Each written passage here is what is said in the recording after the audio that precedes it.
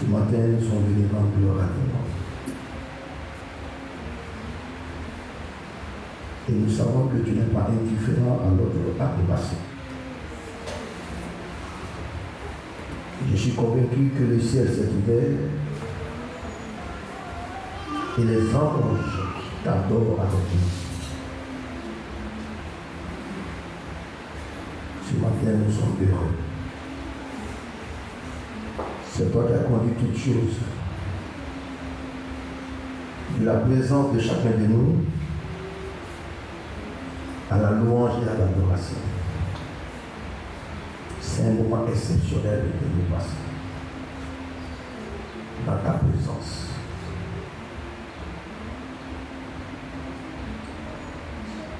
Quand on a annoncé ta résurrection,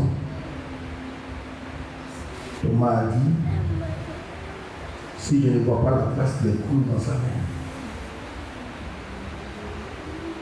l'homme que j'ai vu à la croix, vous me dites qu'il est ressuscité. Ce que j'ai vu là, si je ne vois pas les traces, je ne peux pas croire. Physiquement, tu n'étais pas là. Mais en esprit, tu étais présent. Quelques temps plus tard, tu pénétras dans ce lieu où ils étaient assis. Et tu as dit à toi, touche mes mains. Il était stupéfait. Il était abasourdi. Car la vérité était devant lui. Celle qui part au-delà même de la réalité. Mais tu as dit désormais, celui qui va d'abord croire verra ta gloire. Les choses ont changé. Nous sommes sur le nouveau régime. Le régime de la foi. Alors beaucoup de personnes essaient de nous détourner de la foi par les réseaux sociaux, par des informations erronées. Ce matin, nous voulons clarifier les choses. Nous voulons clarifier les choses.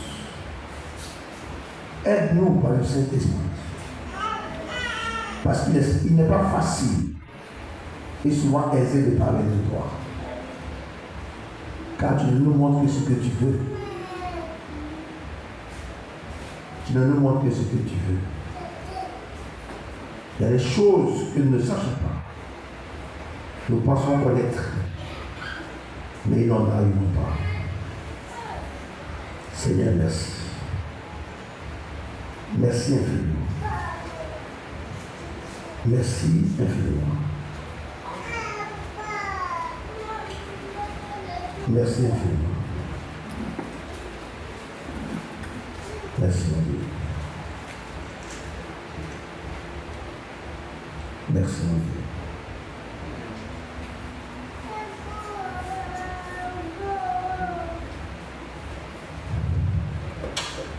Amen.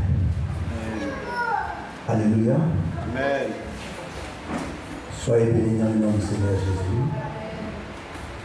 C'est avec vraiment un grand plaisir que ce matin je me tiens devant de vous pour encore apporter un message de l'Éternel.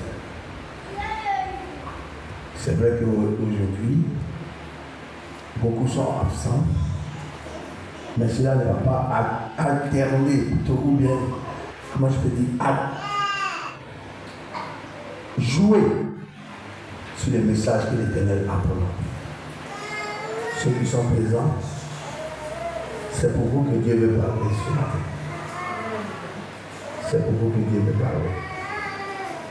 Comme je le disais dans ma prière, il y a beaucoup de choses sur les réseaux sociaux. Il y a beaucoup de choses. Souvent, on nous présente des produits, peut-être de qualité, mais je pense que les gens savent vendre leurs produits. Les gens savent vendre leurs produits. Ce matin, moi je veux parler d'un produit que j'aime aussi. Je veux parler d'un produit que j'aime. Je vais être ce commercial-là pour vendre ce produit-là. Le thème de mon message ce matin, c'est Jésus-Christ, le Dieu des cas impossibles. Jésus-Christ, le Dieu des cas impossibles. Qu'est-ce que l'impossibilité? Ceux qui connaissent le Larousse, le dictionnaire nous dit, c'est ce qui est irréalisable. C'est ce qu'on ne peut pas réaliser. C'est ce qu'on ne peut pas faire. Parce que la nature elle-même a des lois. Et la logique, il y a des choses. C'est une chose qui dépasse l'entendement humain. C'est des choses qui sont irréalisables. C'est des choses qu'on ne peut pas faire. C'est des choses qu'on ne peut pas produire. C'est quelque chose qu'on ne peut pas voir. Ou bien avoir lieu. Qu'on ne peut pas avoir lieu. C'est impossible. Laissez-moi vous dire que Jésus-Christ lui-même a défié l'impossibilité. A défié l'impossibilité. Il y a eu 2 naissances extraordinaires. La première naissance était la naissance de Ève. Mais Ève, comment ça a été fait? On dit Dieu a pris une côte de l'homme. Donc on connaît la matière.